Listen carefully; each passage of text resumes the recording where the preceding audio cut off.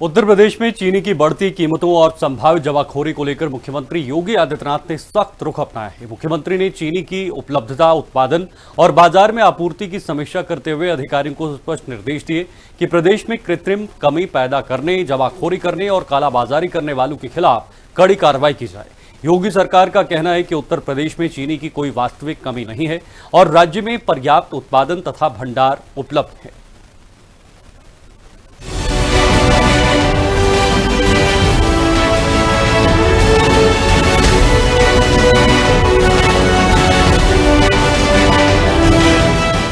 समीक्षा बैठक में सामने आया कि प्रदेश की चीनी मिलों में कुल 179.38 लाख क्विंटल चीनी उपलब्ध है। इनमें सहकारी चीनी मिलों में 23.60 लाख क्विंटल, निगम की चीनी मिलों में 5.28 लाख क्विंटल और निजी चीनी मिलों में 150.50 लाख क्विंटल चीनी का भंडार मौजूद है।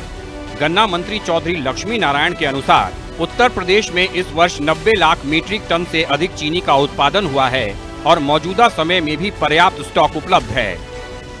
देखिए, ये भ्रम पैदा किया जा रहा है। उत्तर प्रदेश में इस वर्ष भी 90 लाख मीट्रिक टन से ज्यादा चीनी पैदा हुई।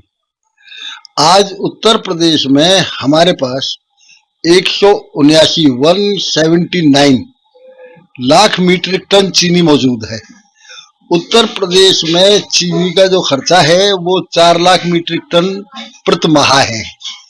हमारे पास आज भी 150 लाख मीट्रिक टन चीनी अधिक है, जिसे चूंकि कोटा केंद्रीय सरकार के द्वारा रिलीज किया जाता है।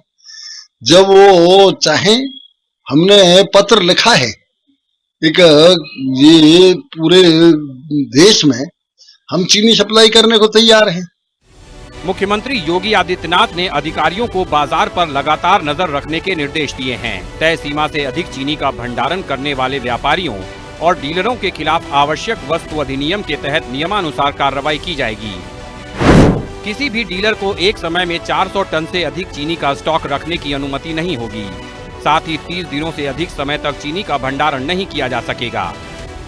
सरकार का उद्देश्य साफ है कि पर्याप्त स्टॉक के बावजूद कोई भी कारोबारी कृत्रिम कमी पैदा कर कीमतों को बढ़ाने में सफल न हो।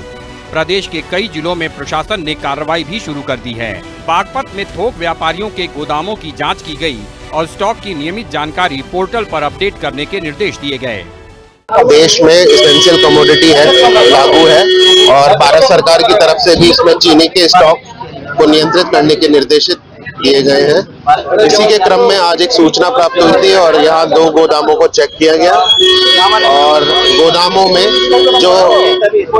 जो स्टॉक था, जो बिल्कुल जो लिमिट में था, 4000 क्विंटल उसकी लिमिट है और उसके अंडर में यहाँ पे स्टॉक पाया गया। इनको नोटिस दिया जा रहा है कि जो अपना स्टॉक है वो 7-7 दिन में वो बिल्कुल पोर्टल पे अपडेट कराएंगे और अपना स्टॉक जहां से भी ला रहे हैं उसके बिल का भी हम सत्यापन करवाएंगे।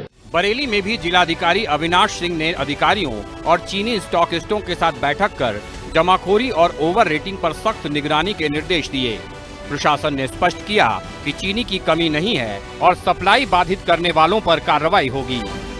पर्याप्त मात्रा में स्टॉक मौजूद है, लेकिन सबको वो जो जियो आया हुआ है उसके बारे में भी बता दिया कि कोई भी 4000 कुंटल से ज़्यादा जो है उसका स्टॉक जो है वो अपने पास नहीं रह सकता है। इसको हम लोग लगातार चेकिंग करा रहे हैं और यहाँ पे हमारे जो चीनी के स्टॉकिस्ट भी हैं जो इस जनपद के, उनको भी बुलाया गया था। उन्होंने भी पूरी तरह से सपोर्ट देने की बात कही है और हम लोग इस बात को भी देख रहे हैं कि कहीं कोई भी इस घड़ी में जब त्यौहार चल रहे हैं, त्यौहार और भी त्यौहार, बड़े त्यौहार नज़दीक हैं, कोई भी ओवर प्राइसिंग न करने पावे, कोई ओवर रेटिंग न करने पावे। तो लगातार हमारी पूरी टीमों को अलर्ट कर दिया गया है और हम लोग ये कह रहे हैं कि जो भी चीज़ें हमारे शुगर मिल से जो उन्होंने कल की जो बेचा है, शुगर को जो चीनी को उन्होंने बेचा है, तो उनसे तत्काल कह रहे हैं कि उसकी तत्काल डिलीवरी जो है दुकानों तक करा दें।